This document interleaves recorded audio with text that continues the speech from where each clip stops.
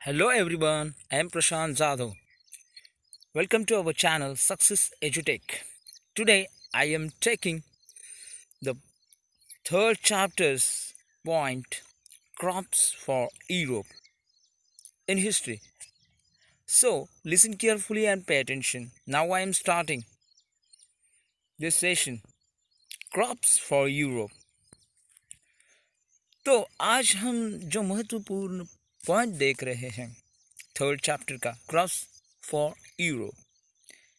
तो ये यूरोप के लिए जो क्रॉप्स पैदा किए जाते थे तो वो कौन से हैं अब हम यहाँ पर देखने वाले। The British also realised that the countryside could not only add revenue. तो ब्रिटिशों को ये पता चल गया था कि कंट्री साइड जो है यानी अपना जो विलेज, इसे हिंदी में देहात भी कहते हैं, तो वो ओनली रेवेन्यू का माध्यम नहीं है। रेवेन्यू यानी जो महसूल कहते हैं इसको, तो वो एक इनकम का माध्यम नहीं है। तो क्या चाहिए उनको? It could also grow the crops that Europe requires. तो वहाँ पर ऐसे कोई क्रॉप्स पैदा करने चाहिए जो यूरोप के लिए आवश्यक है। By the late 18th century, the company was trying its best to expand the cultivation of opium and indigo. तो 18th सेंचुरी में तो क्या शुरू किया कंपनी ने? तो कल्टीवेशन जो कल्टीवेशन था खेती का, वो उसमें क्या किया? तो कुछ ऐसे क्रॉप्स पैदा करना शुरू किया है जैसे कि ऑप्टिमम एंड इंडिगो। ये जो क्रॉप्स है वो कंपनी के लिए बहुत ही महत्वपूर्ण है। इंडिगो को क्या कहते हैं आपको पता ही है। इंडिगो यानी जिसको हम नील कहते हैं। कपड़ों में वो नील लगाया जाता है जिसके कारण कपड़े कैसे दिखते हैं? ब्राइट दिखते हैं। तो in the century and half that followed the British used or forced cultivators in various parts of India to produce other crops during Bengal। तो कुछ इंडिया के पार्ट्स थे, इंडिया के यानी कुछ प्रदेश थे, उनमें कौन से क्रॉप्स लगाने के लिए कंपनी ने फोर्स किया, हम ये अब देखेंगे। तो यहाँ पर हम देख रहे हैं कि जूट इन बंगाल, जूट का जो क्रॉप्स था वो बंगाल में फिक्स कर दिया, यानी वहाँ पर जूट की पैदावार करने के लिए कल्टीवेटर्स को फोर्स किया गया। टी इन आसाम, और आसाम में चाय के बागान, और sugar cane in the united provinces now Uttar Pradesh. तो शुगर केन कहाँ पर? उत्तर प्रदेश में उसकी खेती करने के लिए उन्होंने बढ़ावा दिया। वीट इन पंजाब, तो गेहूँ कहते हैं उसको, वो कहाँ पर? पंजाब में। Cotton in Maharashtra and Punjab rice in Madras. तो कॉटन जो था उसकी पैदावार कहाँ पर करने के लिए उन्होंने फोर्स किया? महाराष्ट्र, और पंजाब में राइस। तो ये कुछ ब्रिटिशों ने अपनी रणनीति यहाँ पर लागू की। तो मैंने जो ये पैराग्राफ आपको पढ़ाया है वो ठीक तरीके से आप याद करेंगे मुझे लगता है, क्योंकि ये बहुत ही महत्वपूर्ण है। यदि आपको क्वेश्चन पूछा गया परीक्षा में तो आप इजीली उसका उत्तर दे सकते हैं, यानी आंसर दे सकते हैं, जैसे कि कहाँ कहाँ क्या क्या पैदा किया जाता है। इसी से आपको बहुत ही अच्छी तरीके से स्टडी हो जाएगा। How was this done? तो उन्होंने कैसे ये किया? The British used the variety of methods to expand the cultivation of crops that they needed. Let us take a closer look at the story of one such crop, one such method of production. तो ये कैसे handle किया ब्रिटिशों ने? ये एक महत्वपूर्ण बात होगी। Variety of methods to expand the cultivation of crops.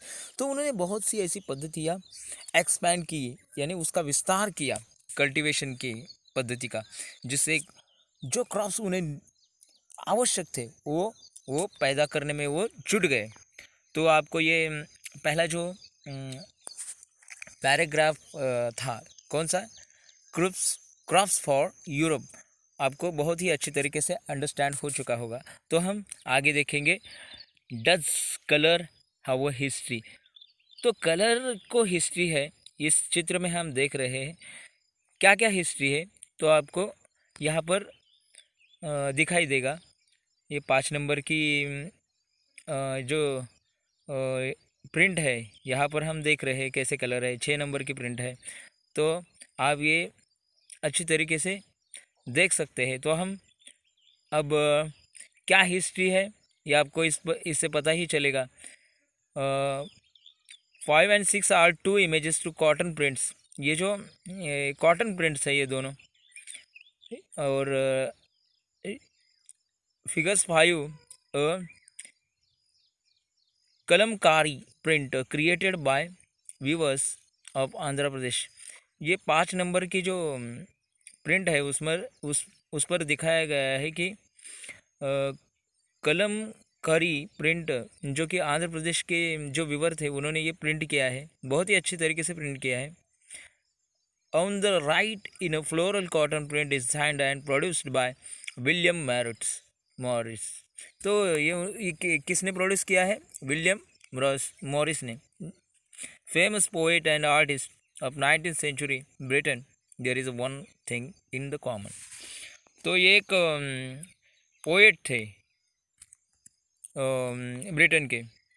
To prints both use the rich blue colour commonly called indigo. और ये दोनों में जो कॉमन था वो इंडिगो है नहीं, एक कलर का नाम है। Do you know how its colour was produced. तो आपको पता है ये कलर कैसे प्रोड्यूस हुआ, इसका निर्माण कैसे हुआ? The blue that you see in this prints was produced from the called indigo. और ये जो प्रोड्यूस किया है इसी को इंडिगो कहते हैं। इंडिगो यानी नील। It is likely that the blue dye used the Morris prints in 19th century. और यही जो मॉरिस प्रिंट थी, वो मॉरिस ने जो प्रिंट ये की थी, इस्टेब्लिश की थी, वो Britain was manufactured from Indigo plants cultivated in India. और इसी के कारण ये जो इंडिगो का कल्टिवेशन था वो इंडिया में बढ़ गया। For was the biggest supplier of Indigo in the world at the time. यानी और इंडिया जो एक बिगेस्ट सप्लायर बन गया था इंडिगो का उस वक्त। तो हम अब देखेंगे इंडिगो हमने देखा, और उसके पीछे क्या हिस्ट्री है वो हम बहुत से पार्ट का स्टडी करने चाह रहे हैं। Why the demand for Indian Indigo. तो इंडिया की जो नील है उसका डिमांड क्या था, क्या किस लिए इतना डिमांड था, वो हम इस पार्ट में देखेंगे। The Indigo plants grows primarily in the tropics.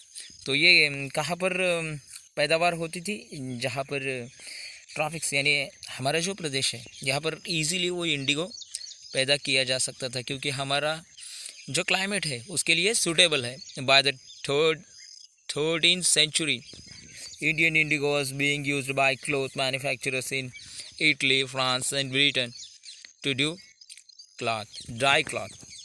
तो 13th सेंचुरी में जो इंडिगो था इंडियन, तो इटली और फ्रांस ब्रिटेन के लिए एक क्लॉथ के लिए यूज़ के रूप में यूज़ किया जाता था। However, only small amounts of Indian indigo reached the European market।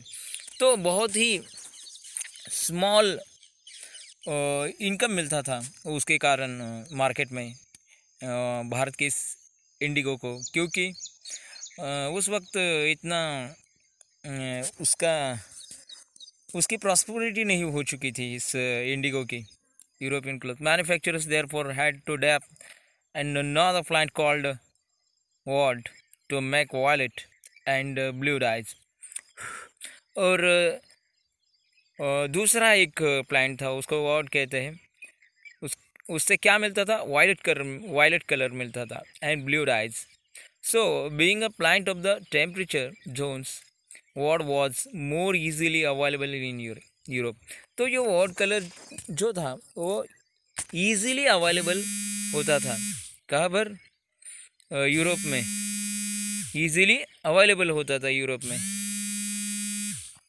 It was grown in northern Italy और वो कहाँ पर ग्रोन किया जाता था? इटली में, southern France and it's part of Germany and Britain. और ये बहुत से ऐसे प्रदेश थे जहाँ पर ये ईजिली पैदा किया जा सकता था। कहाँ पर? Germany, France, Britain. Worried by the competition from indigo wood producers in Europe, pressurized their governments to ban the import of indigo. तो in Europe, pressurized their government to ban the import of indigo. तो इसके import करने पर ban लगाया था किसने? तो Europe जो गवर्नमेंट था, यूरोप का जो गवर्नमेंट था, यूरोप यानी जो अन्य देश है जैसे जर्मनी, फ्रांस, ब्रिटेन, उन पर बैन लगाया गया था। यूरोप के जो देश थे तो इंडिगो की सप्लाई करने पर उन पर बैन लगाया गया था। Clue dyes weaver preferred indigo as a dye. Indigo produced a rich blue color, whereas the dye from war was pale and dull. Indigo का जो कलर था वो बहुत ही रिच, दिखने में बेहतरीन, मगर ओल्ड कलर जो था वो थोड़ा सा कैसे था? pale and dull. By the 17th century, European cloth producers persuaded their governments to relax the ban of the indigo import. और 17th सेंचुरी में उस पर का जो बैन था वो गवर्नमेंट ने निकाल दिया।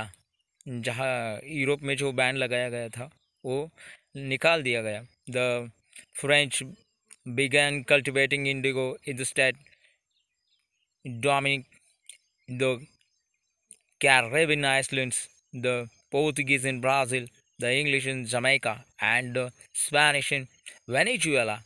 Indigo plantations also came up in many parts of North America. तो ये जो प्लांटेशन था वो बढ़ गया। ये जो प्रदेश हमने अभी अभी रीड किए उन सब में ये प्लांटेशन का प्रमाण बढ़ गया। By the end of the 18th century the demand for Indian indigo grew further. और 18th सेंचुरी में जो डिमांड थी इंडियन इंडिगो की वो फिर से बढ़ गई। और Britain began to industrialise and its cotton production. और ब्रिटेन में इंडस्ट्रियलाइजेशन बढ़ गया और उसका कॉटन प्रोडक्शन भी बढ़ गया। Expanded dramatically, creating an enormous new demand for cloth dyes, while the demand for indigo increased. और ये जो नील का उत्पादन था वो बढ़ गया। Its existing supplies from the West Indies and America collapsed. और ये जो प्रमाण बढ़ने के कारण प्रोडक्शन का अमेरिका और वेस्ट इंडीज़ की जो उद्योगशीलता हो थी वो कॉलेप्स हो गई, यानी इंडस्ट्रियलाइजेशन कॉलेप्स हो गया। For a variety of reasons between 1783 and 1789, the production of indigo in the world fell by half. Cloth dyers in Britain now desperately looked for new sources of indigo supply. From where could this indigo be produced? तो 1783 और 1789 का जो काल था, the production indigo in the world fell by half, तो कुछ fail हो गया उस वक्त। Cloth dyers in Britain indigo in the world fell by half. Cloth dyers in Britain ने desperately looked the new sources of indigo supply.